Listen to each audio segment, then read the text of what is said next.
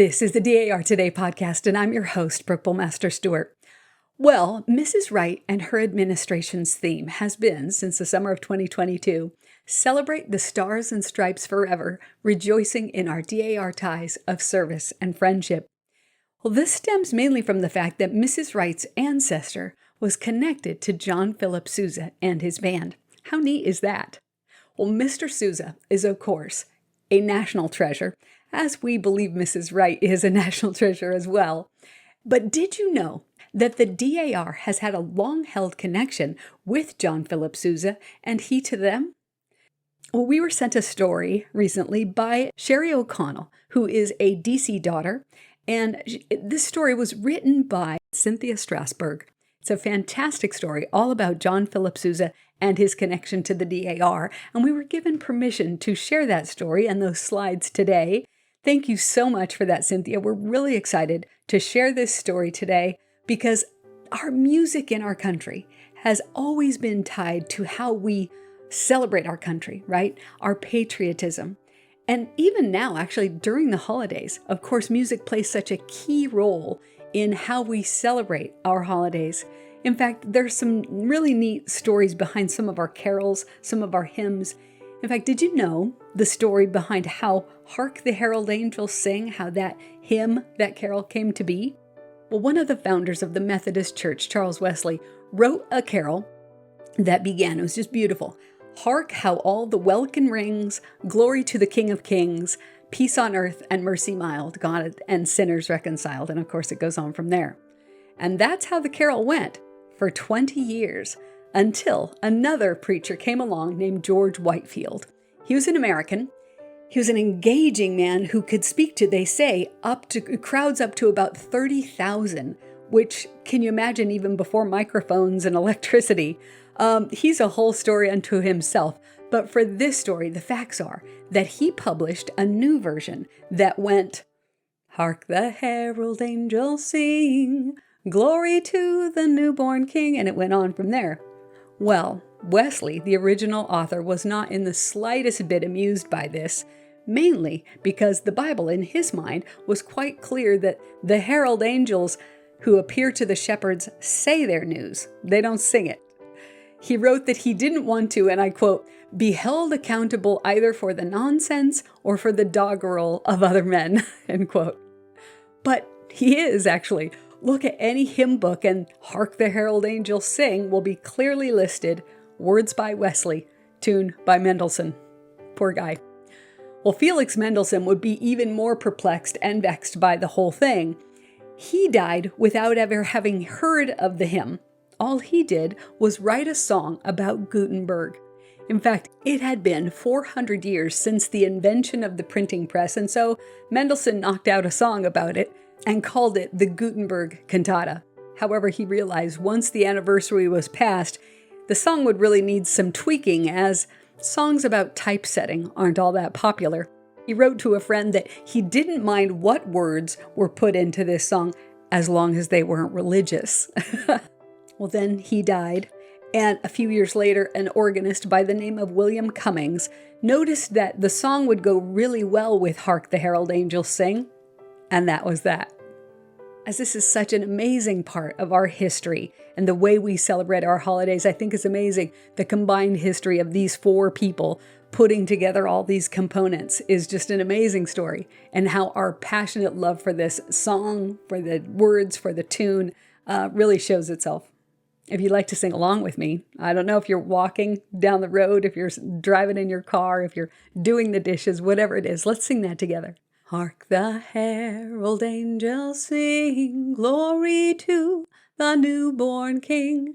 Peace on earth and mercy mild, God and sinners reconciled. Joyful all ye nations rise, join the triumph of the skies. With angelic hosts proclaim, Christ is born in Bethlehem.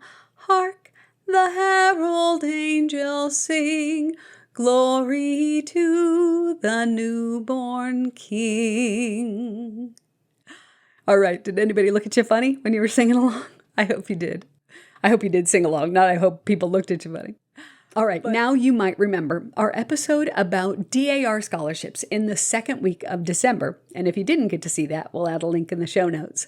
But wasn't it amazing to hear about all the different scholarships that DAR gives out to students pursuing so many different paths, so many different vocations? Well, we were recently told about a wonderful thing that the Arizona State Society DAR has done, and we really want to share it today as it's really quite something. So we'll start off our episode today with that. But first, of course, we ask that you like and subscribe and comment and share this podcast with everyone. And hey, we're so happy you're with us here today.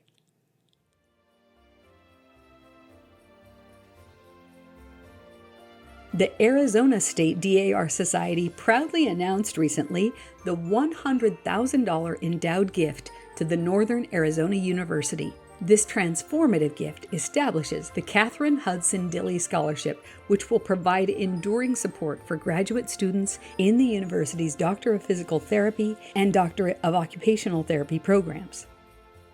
The scholarship honors the legacy of Katherine Hudson Dilley, former Arizona State Regent and Vice President General. Mrs. Dilley embodies the ideals of the DAR through her commitment to education and patriotism. This extraordinary gift highlights the DAR's enduring commitment to advancing educational opportunities in Arizona and reflects Mrs. Dilley's vision of empowering students to succeed. Northern Arizona University is deeply grateful to the Daughters of the American Revolution for their investment in the success of future healthcare leaders. This partnership will have a lasting impact, honoring Mrs. Dilley's legacy while shaping the future of healthcare in Arizona. And a quick thank you to Sarah Zeiker, the State Regent of Arizona, for sharing that story with us. Thanks, Sarah.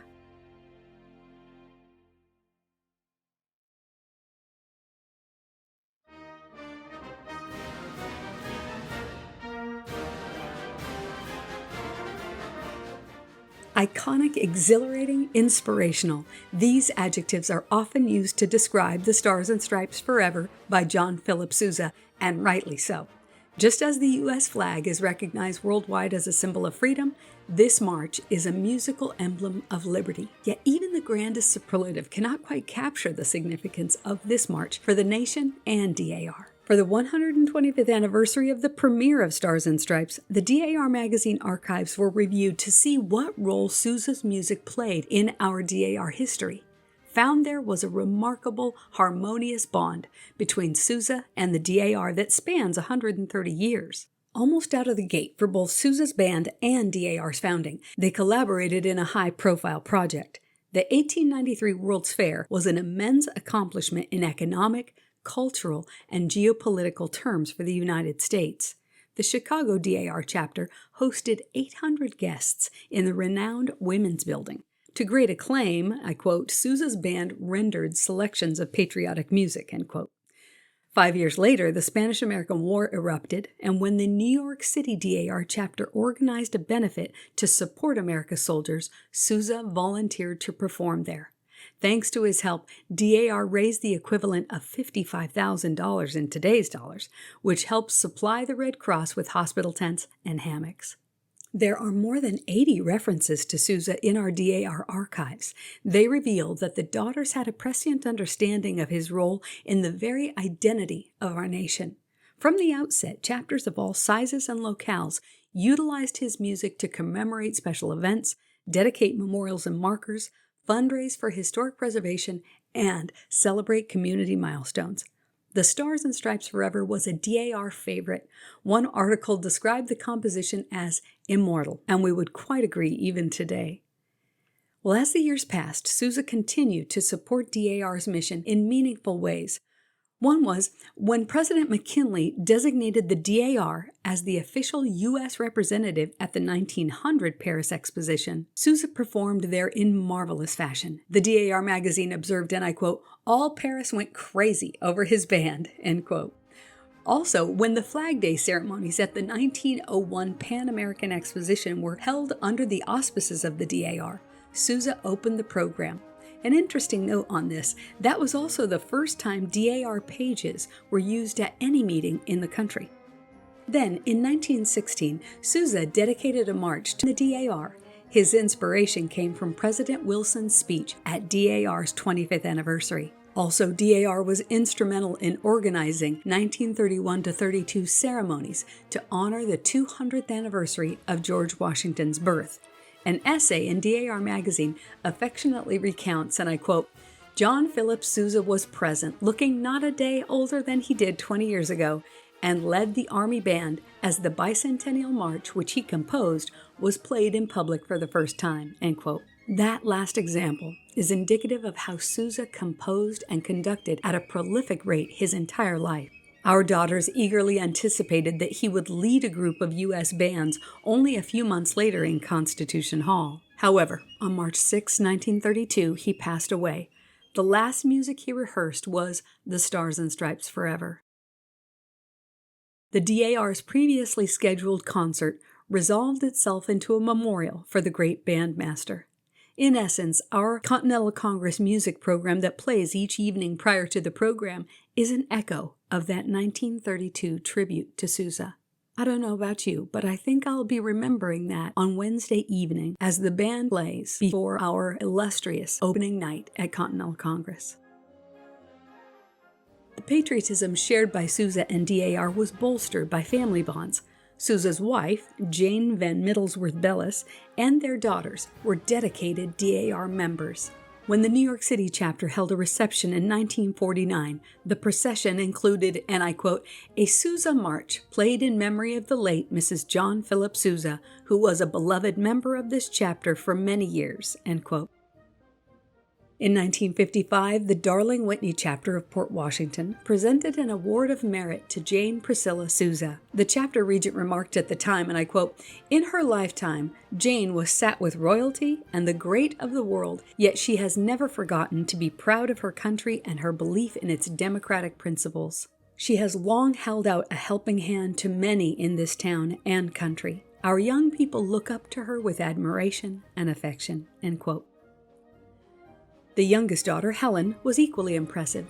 Find a Grave Memorial states that she was active in the community, authored magazine articles about her father, and wrote lyrics for 2 of his songs and 1 of his marches. Our research reveals an element of Souzas legacy that, to our knowledge, has not been widely acknowledged. Specifically, Sousa provided professional opportunities, encouragement, and praise for female musicians decades before women even had the vote. For instance, Grace Weston Lunt, a founding member of the Old Newbury chapter in Massachusetts, composed a song called The Harvard Volunteer March. A pretty compliment was given by Sousa when his band played it at a concert in the city, noted the DAR. The Musical Trade Review praised Miss Lunt's composition, adding that, and I quote, "This march has been played on several occasions by Sousa and is one of the best marches for the piano that is published." End quote. Sousa brought attention to another female composer named Mary Speed Mercer. He enthusiastically wrote, and I quote, "Will be delighted to number United," one of Mary Mercer's compositions, "among my selections. I consider it a masterpiece." Well, the music was described as a national hymn, with words and melody copyrighted by Miss Mercer and an orchestration written by John Philip Sousa. The song gained enough popularity that many hoped it would be adopted as the national anthem, but that honor went, of course, to the Star-Spangled Banner in 1931. We here at the DAR Today Podcast Committee looked in vain to find one recording of this song, but could not. I still hold out hope, though. Do you know a link to that song? If so, please share it in the comments. We'd love to hear it. One other quick note about Miss Mercer. She often published under the pseudonym Warren Edgecombe. We can imagine why, given the climate at the time about women in certain professions.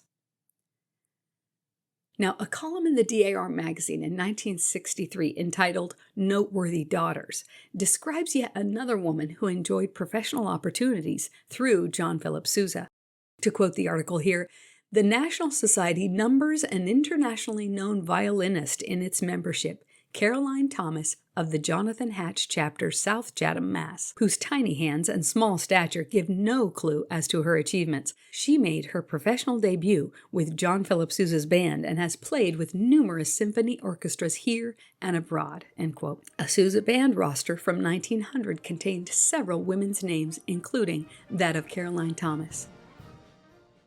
As early as 1936, DAR committee members were working on the advancement of American music.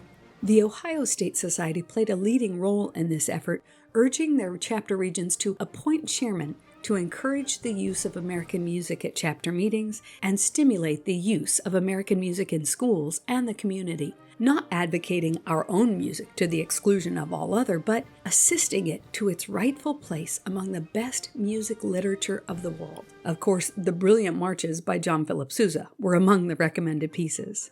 One of the most remarkable stories DAR published about the power of Sousa's music, and a story I particularly love, involved a cultural exchange tour behind the Iron Curtain by the Eastman Philharmonic in 1962. Director Howard Hansen hesitated to include the Stars and Stripes Forever in the performances there in Russia for fear it would be misconstrued. But Sousa's masterpiece had thrilled audiences in Europe and the Near East, so the orchestra included it in the first concert in Moscow. I quote here, "The enthusiastic Russians demanded that the Stars and Stripes be repeated, an encore to an encore."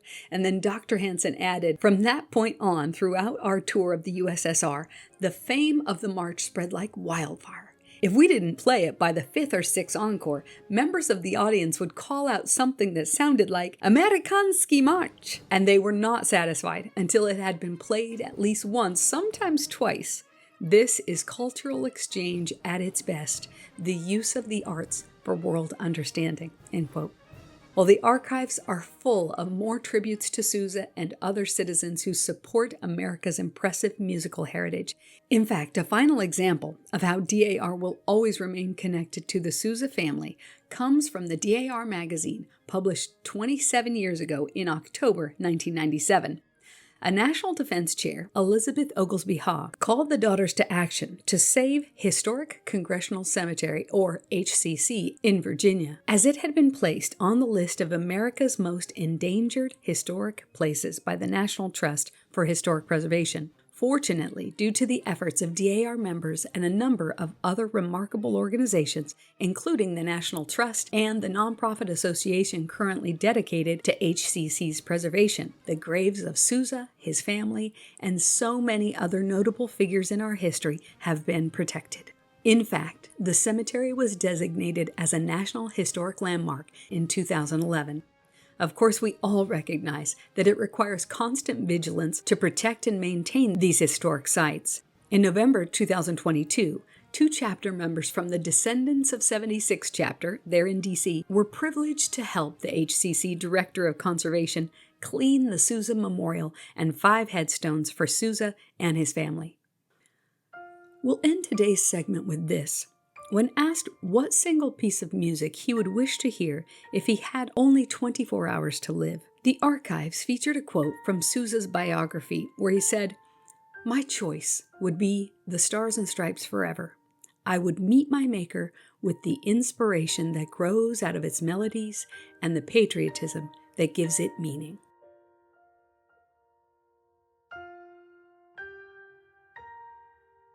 A little while after the start of the Wright administration, the Executive Board, the National Board, and a few others were invited to the Madison building at the Library of Congress to see and hear about the items they had on hand related to John Philip Sousa. What an eye-opening visit it was, with the archivists speaking to us and displaying their treasures. I find Sousa absolutely fascinating as a character because over his career, he did several different things. All present were able to see the actual sheet music of the Stars and Stripes Forever, written in the composer's own hand, along with some other compositions and some musical instruments. The DAR and its connection with Sousa was cemented even more with that happy visit.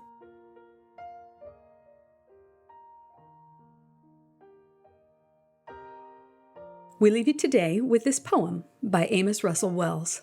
"Free, free, who are the free? Those, O God, who are true to Thee, true to the goal of a noble plan, true to the need of their fellow man, true to the call of the inner soul, true to the good of the mighty whole, true, O God, to their brothers and Thee, these are the free. Well, thanks for listening, and be well, dear friends. Let's celebrate the stars and stripes forever, and remember, with all of your ancestors behind you, you are the result of the love of thousands. Well, this podcast was written and produced by our incredible team of writers and editors, and we are, as always, so grateful for President General Pamela Edwards Rouse Wright and Historian General Suzanne Heskey for their constant guidance, to Sarah Zeicher of Arizona, and to the incredibly talented Cynthia Strasberg for the article and information about the DAR's connection to John Philip Sousa, and to Sherry O'Connell for bringing that to our attention. Thanks, Sherry.